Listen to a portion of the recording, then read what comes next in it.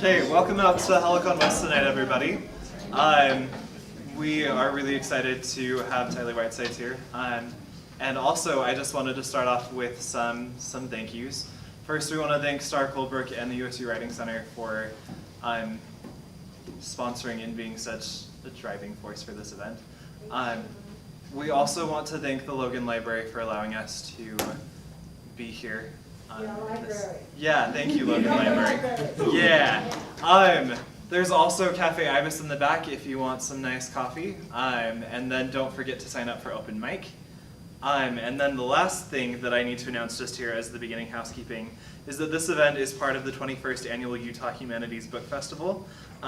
This annual free festival is the Utah Humanities gift to the community, allowing us to explore all sorts of ideas by interacting with great writers. The complete program is available at utahhumanities.org. And our thanks to the book festival's major sponsors, the George S. and Dolores Dorr Eccles Foundation, the R. Harold Burton Foundation, the Charles Redd Center for Western Studies, the National Endowment for the Arts, and the National Endowment for the Humanities. And with these events in October, is it both Helicon Wests or just this one? So you'll get the opportunity to fill out one of these because this is an event that's part of the Utah Humanities Book Festival. So please take a minute to fill out one of these sheets of paper. Yeah, tell us what you think of Tyler. Yeah, and it's a good time. Now I'm nervous. But now I'm going to turn the time over to Jack to introduce Tyler. So. Thanks, John. Hey guys, let's talk about Tyler for a sec. But Tyler Whitesides spent a lot of his childhood outdoors imagining adventures with his friends. He developed a lifelong love of books and reading from a young age, and that led to a desire for him to craft his own stories, also from a young age. He's been writing for a long time. Tyler actually attended school here at Utah State. We like Utah State here. He studied music, not English. That's still cool though. And while he was at school, he worked as a night custodian part-time for one of the schools here. And while he was working, Tyler was inspired with plots with ideas, and his series, Janitors, was born. Janitors is about a group of students in middle school who fight against the schemes of wizard-like janitors. And the 5th and final volume was published a few years ago in 2015. So that obviously took off. Tyler has released 2 new books this year, The Wishmakers and 1,000 Deaths of Ardor Benn. The Wishmakers tells the story of Ace, a boy who accidentally releases a genie from a peanut butter jar. And The 1,000 Deaths, I can't talk. The 1,000 Deaths of Ardor Benn, his most recent publication, deals with a ruse artist extraordinaire who puts together a team for a daring heist, only to find that they're in over their heads. And he told me that he would cast Chris Pratt as the lead for that, which I think is pretty awesome. Tyler lives in northern Utah with his wife and son, where he writes full-time, living the dream, living his best life. You can find him performing musicals with local musical theater companies, fly fishing, and performing with his garbage can drum quartet, the Jammin' Janitors. He still enjoys the outdoors and reading along with his favorite pastime, writing. Tyler Whitesides. Yeah.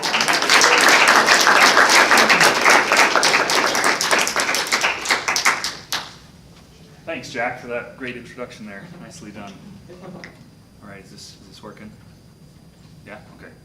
I'm excited to share part of the first chapter of my latest book. This one came out in May, and the sequel, it's book 1 in a trilogy, and the sequel comes out next May, or possibly June. And it's called The Shattered Realm of Ardor Benn. So this is the Kingdom of Grit trilogy. I'm going to read part of chapter 1 for you guys, and then maybe open it up for some questions. I did a reading up on campus earlier today. At least one face looks familiar. A couple faces look familiar. Who was there this earlier today? Okay, several. I'm like, should I read the same chapter, or should I read a different one? I think... No, I don't know what to do. Will you endure the first chapter again? Those of you that were okay. Sure, it was great. I think I'll stick with chapter 1. It's kind of a quick dive into the characters. I do hope to get a little bit farther than I did today. Just a few sentences at least. All right, here we go. Ardor Benn was running late, or was he? Ard preferred to think that everyone else in the greater chain was consistently early, with unreasonable expectations for him to be the same. Regardless, this time it was all right to keep his appointment waiting. It was a stew tactic, and stew tasted better the longer it cooked. Ard skipped up the final stairs and onto the 3rd floor. Ramat Azel clearly wasn't the big fish he purported. Rickety wooden tri-story in the slums of Marrow. Ard found the whole thing rather distasteful, especially after Lord Eunice. Now that was something. Proper stone mansion with a heat grit hearth in every room. Servants, cooks, light grit lanterns that ignited with the pull of a chain. Ard half expected that Lord Eunice wiped his backside with lace. Different island, different ruse. Today was about Ramat Azel, no matter how unaccommodating his hideout appeared. Ard shifted the grit keg from one arm to the other as he reached the closed door at the end of the hallway. The creaking floorboards would have already notified Ramat that someone was coming. Interesting, Ard thought. Maybe there is something useful about holing up in a joint like this. Floorboard sentries. The door swung open, but before Ard could step through, a hairy, blue-skinned arm pressed into his chest, barring entrance. "Take it easy," Ard said to the Trothian man. This would be the Ramat's bodyguard. His dark, vibrating eyes glared at Ard. Classic. This guy seemed like a tough son of a gun, although he was obviously past due for one of those agrodite saltwater soaks. The skin on his arm looked like it might start flaking off. "I'm a legitimate businessman," Ard continued, "here to do legitimate businessy things." He glanced past the large bodyguard to the table where Ramat sat, bathed in sunlight from the western window. The mobster wore a maroon velvet vest, a tri-cornered hat, and a shoulder cape, currently fashionable among the rich folk. Ramat seemed tense, watching his bodyguard detain Ard at the doorway. "Search him." "Really?" Ard protested, holding the grit keg above his head so the bodyguard could pat his sides. "I left my belt and guns at home," he said. "And if I hadn't, I could easily shoot you from where I'm standing, so I find this whole pat-down a little unnecessary and frankly uncomfortable." The bodyguard paused, one hand on Ard's hip pocket. "What's this?" he asked, his voice marked by a thick Trothian accent. "Rocks," Ard answered. "Rocks." Like the bodyguard had never heard of such things. "Take them out, slow." Ard reached casually into his pocket and scooped out a handful of small stones that he'd collected on the roadside before entering the building. "I'll need those for the transaction." In response, the bodyguard swatted Ard's hand, sending the dusty pebbles scattering across the room. "Now that was quite uncalled for," Ard said to the mobster at the table. "I find your man to be unnecessarily rough." "Suno?" replied Ramat. 3 cycles ago he would have fed you those rocks, through your nose. Going soft, I fear. Fatherhood has a tendency to do that." Ard wondered what kind of father a mobster's bodyguard would be. Some fathers made a living at the market or the factories. This guy made a living by stringing people up by their toes at the whim of his boss. The Trothian moved down, feeling around Ard's thighs with both hands. "Well, at the very least, you should consider hiring a good-looking woman for this step," Ard continued. "Wouldn't hurt business, you know." The bodyguard stepped back and nodded to Ramat, who gestured for Ard to enter the room. "Were you followed?" Ramat asked. Ard laughed as he set the grit keg gently on the table, stirring a bit of the dust that danced in the sun rays. "I am never followed."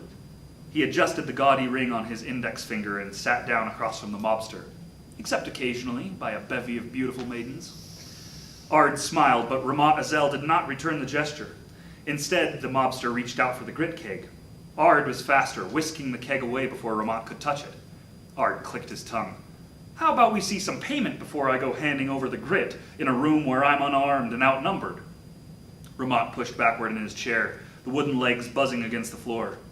The mobster crossed the room and retrieved a locked safe box from the window seat. It was no longer than his forearm, with convenient metal handles fastened to both sides. The regulation seal was clearly displayed on the front beside the keyhole. "Well, that looks mighty official," Ard said as Ramat placed it on the table. "Regulation issue, isn't it?" "I recently came by the box," replied Ramat, dusting his hands. "I like to keep my transactions secure. There are crooked folks in these parts." "So I hear," answered Ard. "And how do I know the safe box isn't full of sand?" "How do I know the grit keg isn't empty?" Ard shrugged, a smirk on his face. They had reached the part of the exchange that Ard called the final distrust. One last chance to back out. for both of them. Ramat broke the tension by reaching into his velvet vest and producing a key. He slipped it into the lock, turned it sharply, and lifted the lid. Ard squinted at the coin-like items. They looked real enough in this lighting. Most were stamped with 7 small indentations, identifying them as 7 mark ashings, the highest denomination of currency. May I? Ard plucked out a coin before Ramat granted permission. Ard lifted the ashing to his mouth and bit down on the edge of it. Taste real enough for you? Ramat asked. Ard's relaxed nature seemed to be driving the man continuously more tense. Ard studied the spot where his teeth had pressed against the coin, angling it in the sunlight to check for any kind of indentation. He preferred to gouge suspicious coins with a knife point, but, well, Ramat had made it pretty clear that weapons were not allowed at this meeting. The ashing seemed genuine, and if Ramat wasn't planning to slight him, there would be 493 more in that safe box. You ever been to the coinery on Talimon? Ard flicked the coin back into the open box. I was there a few years back. On legitimate business, of course. Ramat closed the lid and turned the key. Coining, Ard went on. Sparks, that's an elaborate process. Just the effort it takes to grind those raw scales into perfect circles. And you know they follow up with a series of chemical washes. They say it's for curing and hardening. I hardly think a dragon scale needs hardening. Across the table, Ramat was fidgeting. Ard suppressed a grin. Something wrong, Rem? Can I call you Rem? Ard pressed. I thought this information would be particular interest to a man in your line of work. Perhaps you can save the details for some other time, Ramat said. You're not my only appointment today. Ard leaned back in his chair, pretending that the mobster's words had really put him out. I'd prefer if we just get along with the transaction, Ramat gestured to the grit keg. What do you have for me there? 1 full pan weight of void grit, said Ard. My source says the batch is top quality. Came from a good-sized block of indigestible granite. Passed through the dragon in less than 5 days. Properly fired and processed to the finest of powder. He unlatched the cap on the grit keg and tilted it toward Ramat. The amount we agreed upon, and at an unbeatable price. I'm a man of my word. It would seem that you are, answered the mobster. But of course you understand that I'll need a demonstration of the product. Ard nodded slowly. Not all grit could be demonstrated, especially indoors, but he had been expecting such a demand for this transaction. Ard turned to the Trothian bodyguard, who leaned in the doorway like he was holding up the frame. I'll be needing those rocks now. Ramat grunted, then snapped at his bodyguard. Suno, pick up the blazing stones. Wordlessly, the man hunted across the floor for the stones he had slapped away. As he searched, Ard quickly picked up the safe box, causing Ramat to jump. Relax, Ard said, crossing the room and carefully setting the valuable box on the wooden window seat. I'll need the table cleared for the demonstration.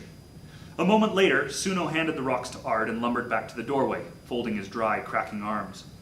There were 9 little rocks, and Ard spread them in a loose ring on the tabletop. He unclasped the grit keg and was about to reach inside when Ramat grabbed his arm. I pick the grit, the mobster demanded. No tricks. Ard shrugged, offering the container to Ramat. The man slipped his hand inside and withdrew a pinch of grayish powder. Ard pointed to the center of the stone ring, and Ramat deposited the grit in a tiny mound. That enough? Ramat asked, as Ard brushed the pinch of powder into a tidier pile.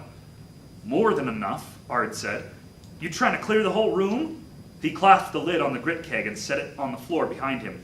I assume you have a slagstone igniter? From his vest, Ramat produced the device Ard had asked for. It was a small steel rod, slightly flattened at one end. Affixed at the center point along the rod was a spring, and attached to the end of the spring was a small piece of slagstone.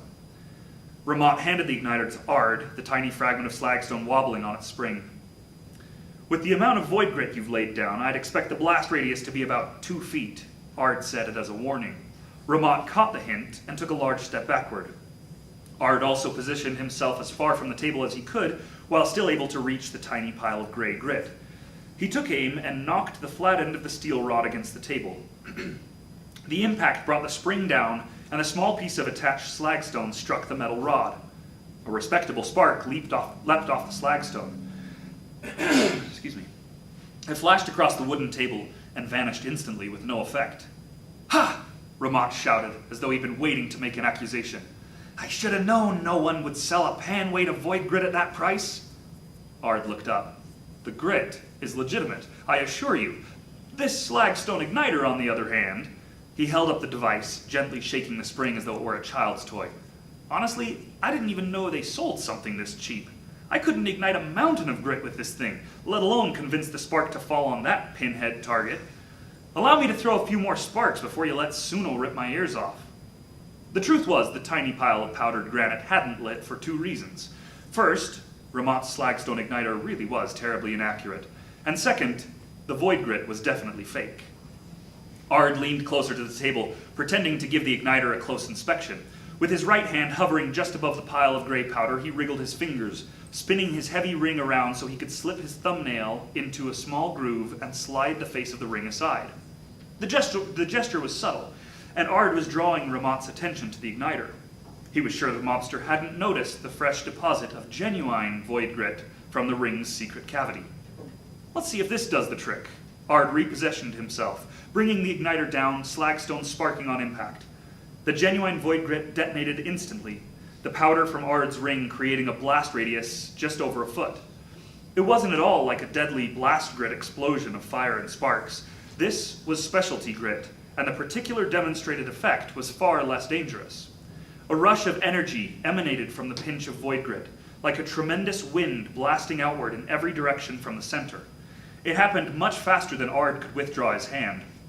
Caught in the detonation, his arm was shoved backward, the slagstone igniter flying from his grasp. The stones on the table flew in every direction, the grit pushing them to the perimeter of the blast, their momentum sending them bouncing across the floor. The void grit was spent, but hovering around the table where the detonation occurred was a dome of discolored air. It would have been a spherical cloud if it had detonated midair, but the tabletop had been strong enough to contain the underside of the blast. Ramat stumbled a step closer. How did you do that? Ard wrinkled his forehead. What do you mean? It's void grit. Digested granite, that's what it does. He bent down and retrieved a fallen pebble. It voids a space within the blast radius. Clears everything out to the perimeter. The effect should last about 10 minutes before the blast cloud burns out. To prove his point, Ard tossed the pebble into the dome of discolored air. The little stone barely touched the perimeter before the effect of the grit pushed it forcefully away. Ramat nodded absently, his hand drifting to his vest pocket. For a brief moment, Ard thought the mobster might pull a singler, but he relaxed when Ramat withdrew the key to the safe box. Ramat stepped forward and set the key on the edge of the table just outside the hazy void cloud. I'm ready to close the deal, he said, producing a few papers for Ard's inspection. Detonation licenses, or at least forgeries, which would allow him to purchase grit. But Ard wasn't interested in the legalities of the transaction. He dismissed the paperwork, picking up the keg of false void grit and holding it out to Ramat. Of course, I'll need a receipt, said the mobster, tucking his licenses back into his vest. A receipt? That sounded frightfully legitimate to Ardor Benn. For my records, said Ramat. In a moment, the man had produced a small square of paper and a charcoal scribing stick. Go ahead and notate the details of the transaction, and sign your name at the bottom. Ard handed the grit keg to Ramat and accepted the paper and charcoal. Ramat stepped away, and it took only moments for Ard to write what was needed, autographing the bottom as requested. I hope we can do business again in the future, Ard said, looking up from his scrawling. But Ramat Azel didn't seem to share his sentiment. I'm afraid that will not be the case. The mobster was standing near the open doorway, his Trothian bodyguard off to one side. Ramat had removed the cap from the grit keg and was holding the cheap slagstone igniter. Whoa! Ard shouted. What are you? Ramat brought the igniter down. A cluster of sparks danced from the impact, showering onto the gray powder housed in the open keg. Did you really think I wouldn't recognize an entire keg of counterfeit grit? Ramat asked. Ard crumpled the receipt and dropped it to the floor, lunging for the key on the edge of the table.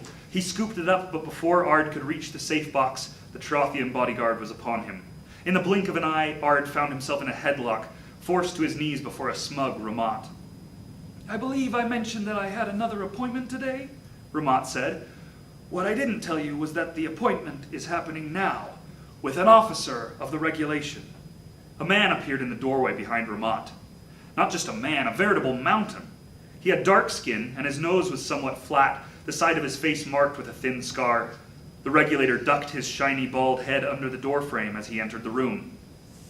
He wore the standard long wool coat of the regulation, a crossbow slung over one shoulder, and a sash of bolts across his broad chest. Beneath the coat, Ard thought he could see the bulge of a holstered gun. "Delivered as promised," Ramat said, his tension at an all-new high. The Regulator seized Ard's upper arm with an iron grip, prompting Ramat's bodyguard to release the headlock. "What is this, Ramat?" Ard asked between gasps for air. You're selling me out? Don't you know who I am?" "Well, that's just it," said Ramat. "I know exactly who you are. Ardor Benn, ruse artist." "Extraordinaire," said Ard. "Excuse me?" Ramat asked. "Ardor Benn, ruse artist extraordinaire," Ard corrected. The giant Regulator yanked Ard to his feet. Prying Ard's fingers open, the man easily removed the key to the safe box before slapping a pair of shackles around Ard's wrists. "Now wait a minute, big fella," Ard stalled. "You can arrest me, an amicable ruse artist, trying to eke out a humble living, or you can take in Ramat Azel. Think it through, Ramat Azel, he's the mobster." The bald Regulator didn't even falter. He stepped forward and handed the key to Ramat with a curt nod. "The Regulator and I have an understanding," answered Ramat. "He came to me 3 weeks ago. Said there was a ruse artist in town selling counterfeit grit. Said that if I came across anyone trying to hawk large quantities of specialty grit, that I should set up a meet and reach out to him." "Flames, Ramat, you've gone clean?" Ard asked. "A mobster of your standing, working with a Reggie like him? You disgust me." "Clean? No," Ramat replied, "and neither is my Regulator friend." Ard craned his neck to shoot an incredulous stare at the Regulator holding him. "Unbelievable. A dirty Reggie and a petty mobster make a deal, and I'm the victim?" Ramat addressed the big official. "We're good then?" The large man nodded. "We're good. I was never here." The Regulator pushed Ard past Ramat, through the doorway, and into the creaky hallway, pausing to say one last thing to the mobster. "You got him to sign a receipt like I told you?" Ramat scanned the room and gestured to the crumpled piece of paper on the floor. "You need it for evidence?" "Nah," said the Regulator. "This lowlife's wanted on every island in the greater chain. The receipt was for your own protection. Proves that you had every intention of making a legal transaction. Buying grit isn't a crime, providing you have the proper licensure." He gave Ard a shove in the back, causing him to stumble across the rickety floorboards. "Give me plenty of time to distance myself before you leave this building," the Regulator instructed. "Understood?" Ard glanced back in time to see Ramat nodding as the door swung shut. Ard and the Regulator descended the stairs in silence, the huge man never removing his grip from Ard's shoulder. It wasn't until they stepped outside into the warm afternoon that Ard spoke. "Lowlife?" he said. "Really, Rake, that seemed a bit much, like you were enjoying it." "Don't lecture me on a bit much," answered the Regulator. "What was that whole ruse artist extraordinaire slag?" "You know I like that line. I saw an opportunity and I took it," Ard answered. Rake grunted, tugging at the collar of his uniform. "This coat itches. No wonder we can always outrun those blazing Reggies. They're practically choking themselves on the job." "You almost look convincing," Ard said. "But where's the Reggie helmet?" "Couldn't find one that fit," answered Rake. "And besides, I figure I'm tall enough, no one can see the top of my head. Maybe I'm wearing a tiny Reggie helmet. No one would know." "Sound logic," Ard said as they turned the corner to the west side of Ramat's building. "You swap the key?" "Child's play," Rake answered. "You leave the note?" "I even drew a little smiling face after my name." Rake led them to a sturdy hay wagon hitched to a waiting horse. "Straw this time?" Ard asked, finding it difficult to climb onto the bench with his hands still shackled. "Should pad the landing," Rake replied. "Look at you, good idea." "You're not the only person who can have one, you know." Rake pulled himself onto the bench beside Ard and stooped to grab the reins. "You're getting bored, Ard." He glanced at his friend. "This little stunt?" Rake gestured up to the third-story window directly above them. "It's showy, even for you." Ard dismissed the comment. Was there a simpler way to steal the safe box? Probably, but there surely wasn't a more clever way. Ramat had to be feeling pretty smug. In his mind, the exchange had gone off without a hitch. The mobster had been gifted a regulation-issue safe box, partnered with a crooked Reggie, and taken some competition off the streets by having the ruse artist arrested. By now, Ramat was probably reading Ard's note on the receipt, a simple message thanking the mobster for the ashings and informing him that the Reggie was as fake as the grit. This would undoubtedly send Ramat scurrying to the safe box to check its valuable contents. All he needed to do was thrust Rake's replacement key into the lock and boom. Any moment now. The idle horse stamped its hooves, awaiting Rake's directions. "We're sparked if he moves the safe box," Rake muttered after a moment's silence. "He won't," Ard reassured. "Ramat's lazy. He could have the bodyguard do it." Suna was going soft. Ard repeated what he'd heard from Ramat. Something about fatherhood. "I'm more worried that the windows won't break." 3 stories above, the glass window shattered. The safe box came hurtling out on a perfect trajectory, landing in the back of the hay-stuffed wagon with a thud. Ramat Azel was blazing predictable. Classic mobster. Maybe Ard was getting bored. "I'm actually surprised that worked," Ard admitted as Rake snapped the reins and sent the horse galloping down the street. "Well, that doesn't give me much confidence. Tampering with the safe box was your idea." "Well, I knew that would work," Ard said. They tipped the replacement key with a tiny fragment of slagstone and filled the inside of the lock with void grit. The detonation would have cleared everything within the blast radius, undoubtedly throwing Ramat backward. The box of ashings, still latched shut, was hurtled outward by the force of the grit, smashing through the glass panes and falling 3 stories to the hay wagon waiting on the street below. "I had full trust in the grit," Ard gestured behind him. "I'm just surprised the box actually landed where it was supposed to." "Physics," Rake said. "You trust the grit, but you don't trust physics?" "Well, not if I'm doing the math."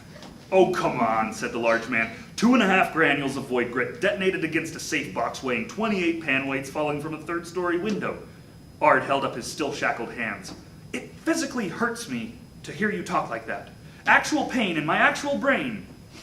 Behind them, from the shattered window of Ramat's hideout, 3 gunshots pealed out, breaking the lazy silence of the afternoon. "Ramat? He's shooting at us?" Rake asked. "No, he can't hope to hit us at this distance," answered Ard. "Even with a fielder, that shot is hopeless." Another gunshot resounded, and this time a lead ball struck the side of the wagon with a violent crack. Ard flinched and Rake cursed. The shot had not come from Ramat's distant window. This gunman was closer, but Ard couldn't tell from what direction he was firing. Ramat's shots were a signal, Ard assumed. He must have had his goons in position in case things went wrong with his new Reggie soulmate. "We're not soulmates," Rake muttered. A man on horseback emerged from an alleyway behind them, his dark coat flapping, hood up. The mob goon stretched out one hand and Ard saw the glint of a gun. He barely had time to shout a warning to Rake, both men ducking before the goon fired. The ball went high. Ard heard it whizzing overhead. It was a singler. Ard recognized the timbre of the shot. As its name implied, the small gun could shoot only 1 ball before needing to be reloaded. The 6-shot rollers used by the regulation were far more deadly, not to mention ridiculously expensive and illegal for use by the common citizen. The goon had wasted his single ball, too eager to fire on the escaping ruse artists. He could reload, of course, but the process was nearly impossible on the back of a galloping horse. Instead, the goon holstered his singler and drew a thin-bladed rapier. "Give me the key," Ard said as another horseman appeared behind the first. "What key?" Rake replied. "The one I swapped from Ramat?" "Not that one." Ard held up his chained wrists and jangled them next to Rake's ear. "The key to the shackles!" "Oh." Rake spit off the side of the wagon. "I don't have it." "You lost the key?" Rake shouted. "I didn't lose it," answered Rake. "Never had it. I stole the shackles from a Reggie outpost. I didn't really have time to hunt around for keys." Ard threw his chained hands in the air. "You locked me up without a way to get me out?" Rake shrugged. "Yeah, figured we'd deal with that problem later." A cloaked figure on foot suddenly ducked out of a shanty, the butt of a long-barreled fielder tucked against his shoulder. Rake transferred the reins to his left hand, reached into his regulator coat and drew a roller. He pointed the gun at the goon with the fielder, used his thumb to pull back the slagstone hammer and pulled the trigger.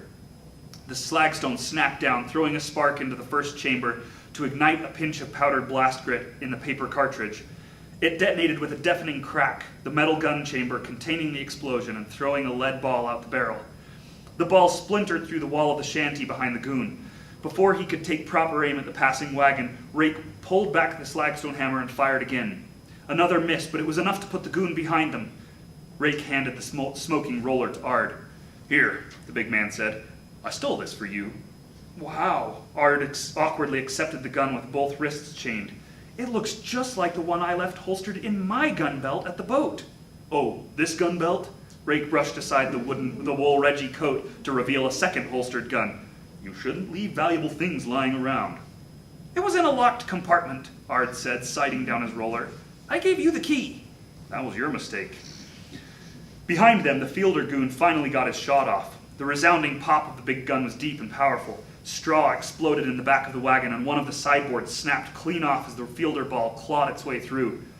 Why don't you try to make something of that Reggie crossbow? Ard said. I'll handle the respectable firearms. There's nothing disrespectful about a crossbow, Rake answered. It's a gentleman's weapon. Ard glanced over his shoulder to find the swordsman riding dangerously close. He used his thumb to set the slagstone hammer, the action spinning the chambers and moving a fresh cartridge and ball into position. But with both hands shackled together, he found it incredibly awkward to aim over his shoulder. Flames, Ard muttered. He'd have to reposition himself if he had any hope of making a decent shot. Pushing off the footboard, Ard cleared the low backboard and tumbled headfirst into the hay. I hope you did that on purpose, Rake shouted, giving the reins another flick. Ard rolled onto his knees as the mounted goon brought his sword down in a deadly arc. Ard reacted instinctively, catching the thin blade against the chains of his shackles. For a brief moment, Ard knelt, keeping the sword above his head. Then he twisted his right hand around, aimed the barrel of his roller, and pulled the trigger. In a puff of blast smoke, the lead ball tore through the goon, instantly throwing him from the saddle. Ard shook his head, pieces of loosely clinging straw falling from his short dark hair. He turned his attention to the street behind, where more than half a dozen of Ramot's men were riding to catch up. The nearest one fired, a singler whose ball might have taken him if Rake hadn't turned a corner so sharply. The wagon wheels drifted across the compact dirt, and Ard heard a few of the wooden spokes snapping under the strain. They were almost out of the slums, but still a fair distance from the docks. Rake's stolen hay wagon was not going to see them to their journey's end, unless the journey ended with a gut full of lead. Ard gripped the roller in both hands. Not his preferred way of aiming, but his best alternative since his wrists were hooked together. Squinting one eye, he tried to steady his aim, waiting for the first goon to round the corner. The rider appeared, hunched low on his horse. Ard fired once. The man dropped from the saddle, but 6 more appeared right behind him, and Ard's roller only packed 2 more shots. We need something heavier to stop these goons, Ard shouted. You got any grit bolts on that sash? Rake glanced down at the ammunition sash across his chest. Looks like an assortment. Anything specific you're after? I don't know. I was hoping for some visitant grit, Ard joked as he reached over and pulled the crossbow off Rake's shoulder. Rake chuckled. Like you'd be worthy to summon a paladin visitant. Hey, I can be downright righteous if I need to be, he answered. Ard didn't favor the crossbow. He preferred the jarring recoil of a roller, the heat from the flames that licked out the end of the barrel, the lingering smell of smoke. Barrier grit. Rake carefully reached back to hand Ard a bolt from his sash. The projectile was like a stout arrow, black fletchings fixed the shaft. The grit bolt had a clay ball serving as an arrowhead, the tip dyed bright blue. The bolt was an expensive shot, even though barrier grit was one of the 5 common grit types. Inside the clay arrowhead, a chip of slagstone was nestled into a measurement of glittering dust, digested shards of metal that had been dragon-fired and processed to powder. Ard slipped the bolt onto the groove on the crossbow, fitting the nock against the string he had already pulled into place, a difficult task with chained wrists. The goons were gaining fast now, definitely within range. What's the blast radius on this bolt? Ard pulled the crossbow to his shoulder and sighted down the length. The bolts were already on the sash when I stole it, answered Rake. I'm guessing it'll be standard issue, 15 feet or so. You'd know these things if you bothered to keep up your grit licenses. Ard sighted down the crossbow. Seriously, we're riding in a stolen wagon, you're impersonating a Reggie, we're hauling 500 ashings we just swindled from a mobster, and you're lecturing me about licensure? I'm a fan of the grit licenses, Rake said. If anyone could purchase grit whenever or wherever they wanted, the islands would be a mess of anarchy. I'm not just anybody, Ard replied. I'm Ardor Benn. Yeah, I got it. Rake cut him off. Ruse artist extraordinaire. Just shoot the blazing bolt already.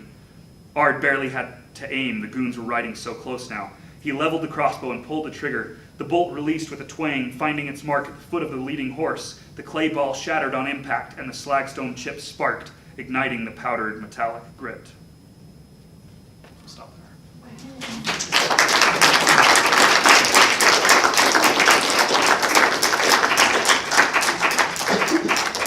Thank you.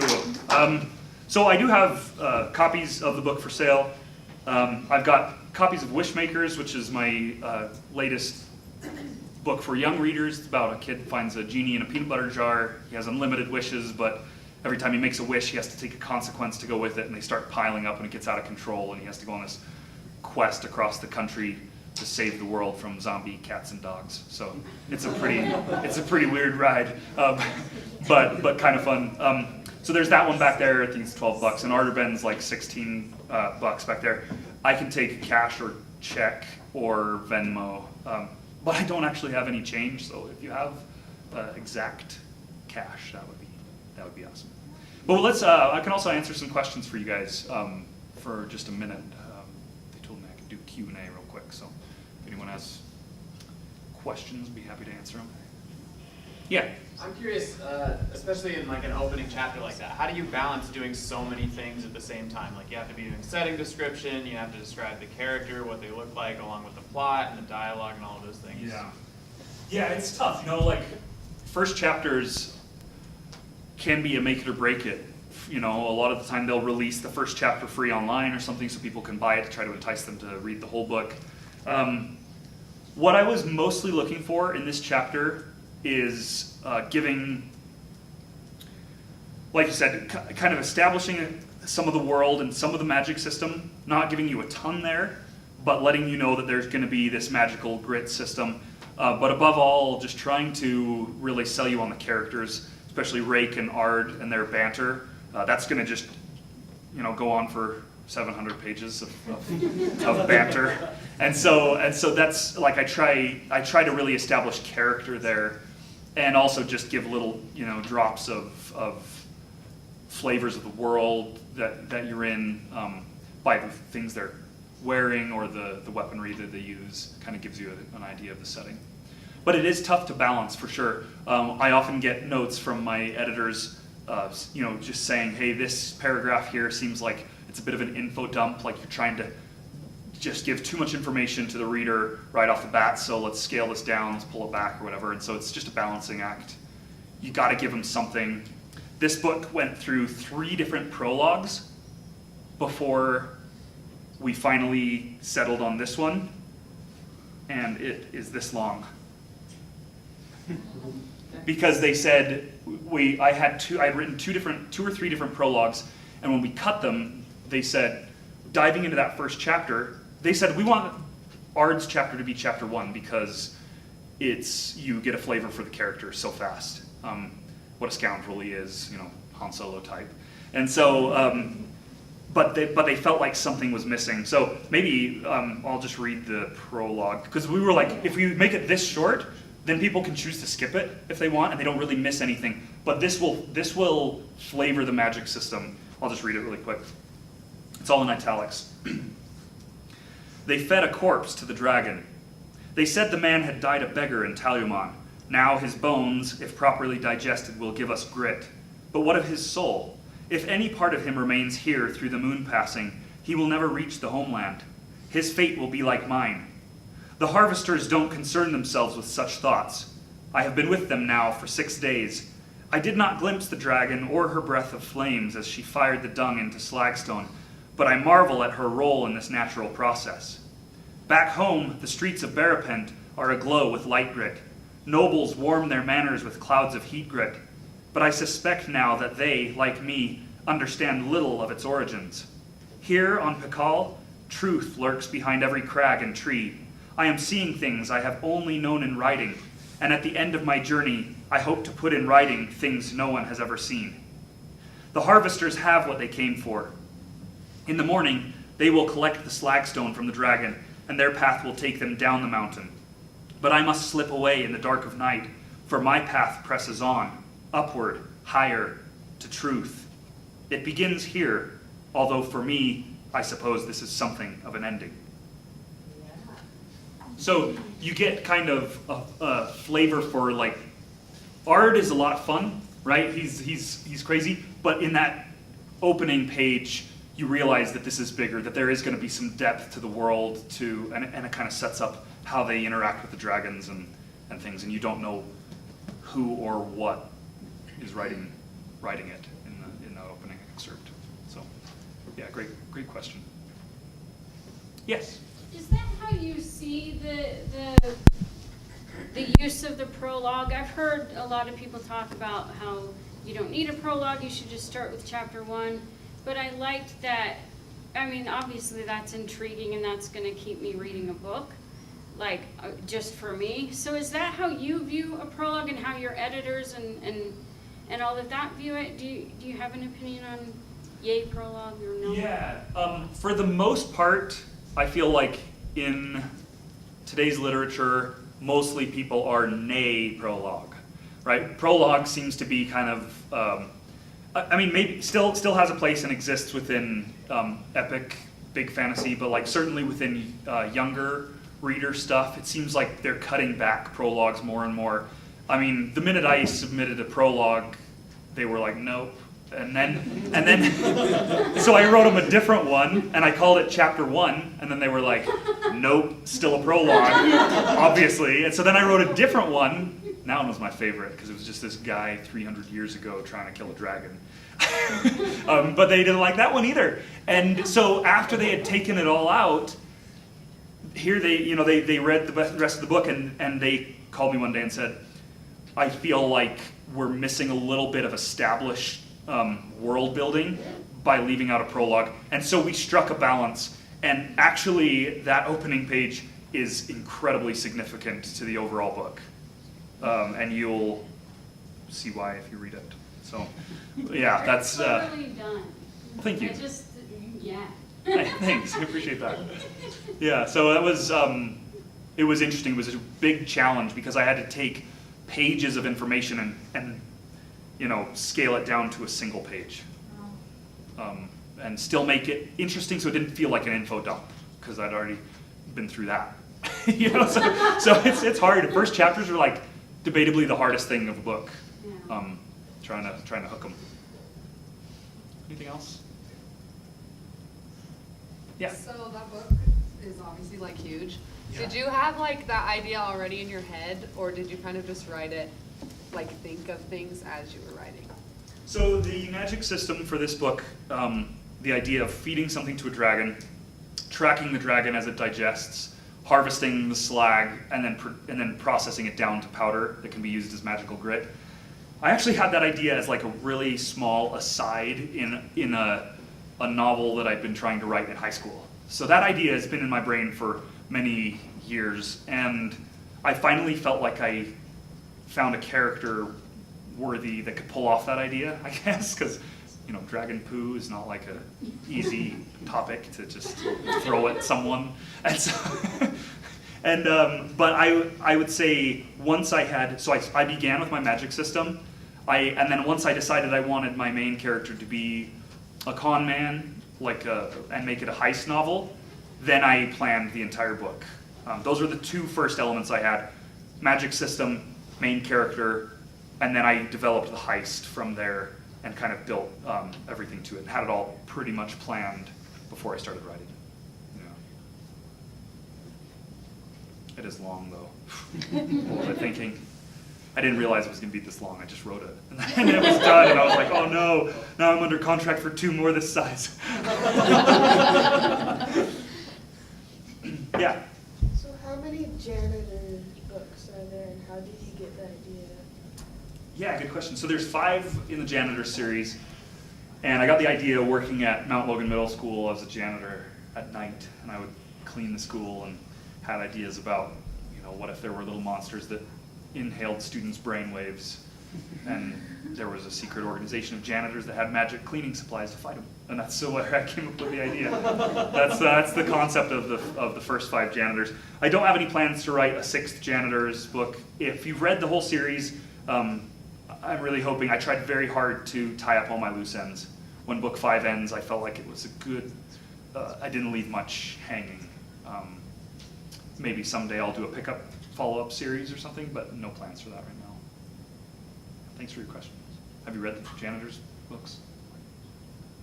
Which ones have you read? Some chapters of them. Here and there? Nice. Awesome. Any other questions? Yeah? So I have a quick question. So when you write like a series, do you have the whole series in mind before you start writing? Or like do Yeah. you make it up as you go? You can do either. Like I know tons of authors that do either. Book 1, when I wrote Janitors, I knew I was leaving it open for sequels. By the time I was writing book 2, I kind of knew where I wanted it to end. Wishmakers was a little different. It's a duology, and I wouldn't begin writing Wishmakers until I knew how the second book was going to end. There's a big twist at the end of the second book, and that has all been well established in book 1. So when the reader reads it, you know. And then this one I've had, when I was writing book 1, yeah, I guess I did. I planned books 2 and 3, at least like the major points. Like I know the big like world-shattering truths that come out in each of the books, but I don't necessarily know what heist they're going to run in each book or all of the details yet. Like that comes as I get into the point-by-point outline. Yeah, good question though. Yeah. As a full-time writer, about how many hours do you put in, do you know? Yeah, so that depends, I think, on whether I'm editing or drafting. When I'm drafting a new manuscript, I can easily do, like, with Ardor Benn, with the Shattered Realm of Ardor Benn, second book, my deadline was very quickly approaching, and like I said, I made these super long, and so I had to write like 12, sometimes 14 hours a day, just around the clock. It was crazy. Yeah. But I hope that I can budget my time a little better with the third book so that I don't have to die again like that. 1,000 Deaths of Tyler Whitesides. Yeah. What do you do to try to get over like writer's block? Like how, what's your method? Yeah, so I feel like with writer's block, you can either try to push through, which pushing through the writer's block often requires another person that you can talk to about your story. And as you begin to talk, stuff starts to unfold, and you'll solve your own problems. It's amazing. And your listener can just be like scrolling through Instagram. Yeah. But it's like amazing. Like as we have to verbalize and put our ideas into into sentences, a lot of the time that alone will resolve some of the writer's block that we've had. The other thing is to just get some space from it. Go outside, walk around the block, or just do something just to step away. And when you come back, you'll find, when I'm editing, it happens to me all the time, I'll be going along and I'm just hitting these points that my editors have raised, and I get to a certain point where I'm like, I can't do it anymore, you know? And then all I have to do is, if I just, I don't know, ride the longboard around the block or something, I come back in, I sit down, and I think, well, that's a simple point. Like, I don't know why I was freaking out about that, because just a little bit of space helped me tackle it again, rejuvenated me. So either ignore your problem or tackle your problem head on. And that's honestly how I deal with writer's block. I don't know if that is helpful. Cool, well, anything else? We can, yeah, One more quick question. So you were writing, the Wishmakers and Janitors. Yeah. What made you decide to write a book for like adults, not an adult book? Yeah, great question. I actually kind of wrote this book on accident because I had written Wishmakers, and before I could start Wishbreaker, which is the sequel, it comes out in January, by the way. Before I could start Wishbreaker, I needed my editor to go through the book, and he took so long that while he was editing Wishmakers, I decided I was going to start writing something different. And I couldn't really write another middle grade or a kid's book because I was already under contract with Wishmakers and Wishbreaker and one book after that. And so I thought, well, maybe I could write something in a different genre. So I decided I always wanted to write an epic fantasy for an older crowd where I could really just get into a really complex magic system and not have to shy away from it. And so I started writing thinking that I would just pick away between projects for the next several years. And he ended up taking about 6 months to get edit notes back on Wishmakers. And in that amount of time, I had written the entire first draft. So it was speedy, yeah. But then I foolishly thought that I could write the Shattered Realm of Ardor Benn, the sequel, in 6 months. So I was like, I got time. Kept going fishing, putting it off. I'm just kidding. We're recording this stuff. And then, don't let my editor know. And then suddenly it got real, and I was like staring down the barrel of the deadline. And then I was writing non-stop. There's my. Hey.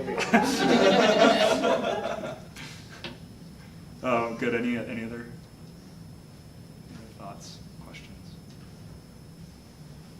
I appreciate all you guys coming out tonight. It means a lot. You know, as an author, we write stuff that we hope people will enjoy, or you hope, you know, when you're asked to speak somewhere that people will show up, and so it's really rewarding and great for me to be here and see so many happy faces to be here, and just really appreciate you guys coming out and supporting the library and Helicon West and everything, and yeah, so hope you enjoy reading the books. Thanks, Tyler. Thank you.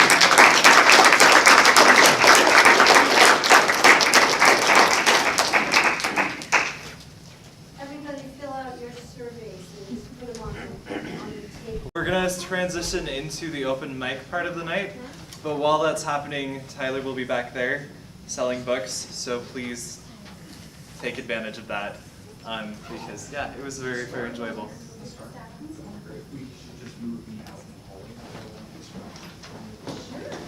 I think I'm just going to go out in the hall. Okay, That sounds way good. The open mic can go on, and I won't make too much noise. Okay, and we have a bumpin' open night tonight with one reader signed up so far. So if anybody else wants to sign up, please do. But right now we'll have Ron read, and yeah, that's where we'll go.